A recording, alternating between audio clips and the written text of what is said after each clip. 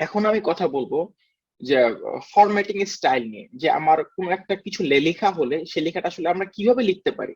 হ্যাঁ, বা কোনো একটা ওয়ার্ড লিখলে বা কোনো একটা প্যারার ভিতরে আমরা আসলে কিভাবে লিখতে পারি, বা কি কি ট্যাগ ইউজ করলে আমরা লেখাটা একটু পরিবর্তন আনতে পারি। তো সেই বিষয়টা নিয়ে এখন আমি আলাপ আলোচনা করবো। তো প্রথমে যে ট্যাগটা নিয়ে আমি কথা বলবো সেটা হচ্ছে যে বোল্ড টেক্সট বা বি ট্যাগ, এই বিষয়টা নিয়ে। তো আমরা দেখি এখন যে বি ট্যাগ এর কাজটা কি। ওকে,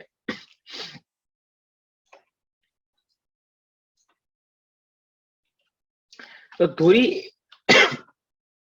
নরমালি এই টেক্সটটা আমার এখানে আছে। এখন আমি যদি বি ট্যাগ বা বোল্ড টেক্সট দিই, এই বোল্ড ট্যাগের কাজটা হচ্ছে যে আমার কোনো একটা ওয়ার্ডকে আমার বোল্ড আকারে শো করবে, বা কোনো একটা ওয়ার্ডকে আমার একটু মানে বোল্ডে যেভাবে লেখা হয় সেভাবে আমার ওয়েব পেজে শো করবে। তো আমি যদি সিম্পলি এখানে আমি আমার বোল্ড ট্যাগটা ইউজ করি,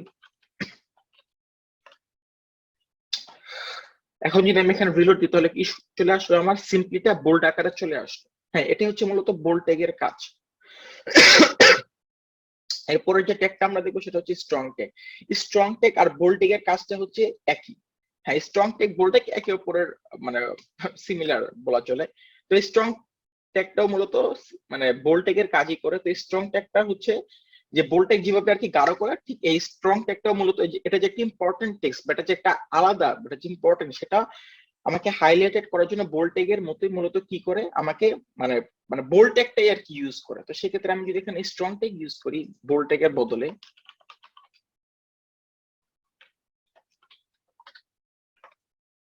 এখানে আমরা কোনো পরিবর্তন দেখবো না। তার কারণ শেষে আমরা জানি যে বোল্ড ট্যাগ আর স্ট্রং ট্যাগ দুটোই একই একই কাজই করে।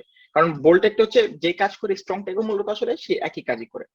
এখন আমরা যে ট্যাগটা দেখবো সেটা হচ্ছে আই ট্যাগ বা ইটালিক টেক্সট। হ্যাঁ, এই বি ট্যাগ ইউজ করার সময় যেমন আমার লেখাটাকে বোল্ড টেক্সটে কনভার্ট করেছি, ঠিক সেভাবে ইটালিক টেক্সট ব্যবহার করার সময় আমার লেখাটাকে ইটালিক যে টেক্সট এই টেক্সটে কনভার্ট করবে। অথবা আমি এখানে স্ট্রং ট্যাগের বদলে যদি আমি এখানে ইটালিক টেক্সট ইউজ করি তাহলে দেখি কি আসে।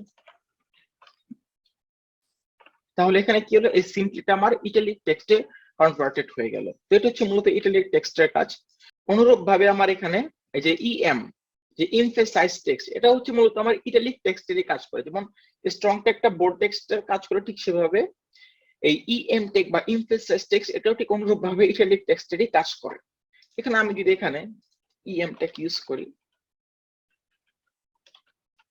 আমার এখানে কোনো পরিবর্তন আমি দেখবো না, কারণ সিম্পলিটাই ইটালিক টেক্সটে কনভার্টেড হওয়া আছে।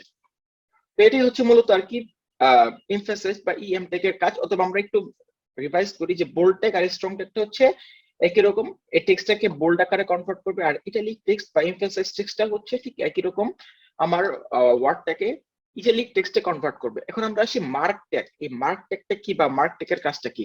কোনো একটা লেখার ভিতরে যদি কোনো একটা লেখাকে হাইলাইটেড করতে হয় তাহলে সেক্ষেত্রে আমরা মার্ক ট্যাগটা ইউজ করতে পারি। মার্ক ট্যাগ ইউজ করার মিনিং হচ্ছে যে আমার লেখাটা হচ্ছে একটা হাইলাইটেড করা, বা লেখাটাকে আমি মার্ক করে দিলাম। হ্যাঁ, তো এই মার্ক ট্যাগের কাজটা হচ্ছে মূলত এটা, যে কোন একটা লেখাকে আমি মার্ক করে দিলাম বা কোন একটা লেখাকে আমি হাইলাইটেড করে দিলাম, যে কোন একটা টেক্সটের ভিতরে লেখাটা আমার হাইলাইটেড হয়ে থাকবে। এই যে এখন সুন্দরভাবে কিন্তু লেখাটা আমার হাইলাইটেড হওয়া আছে, যে সিম্পলি লেখাটা কিন্তু এটা হলুদ আকারে মার্ক করা আছে, মানে কি এই লেখাটাকে আমি মার্ক করে দিলাম। হ্যাঁ, এই সেই জন্য আমি এই লেখাটার এখানে আমি কি ট্যাগ ইউজ করলাম, মার্ক ট্যাগ ইউজ করলাম। তো এটা হচ্ছে মার্ক ট্যাগের কাজ।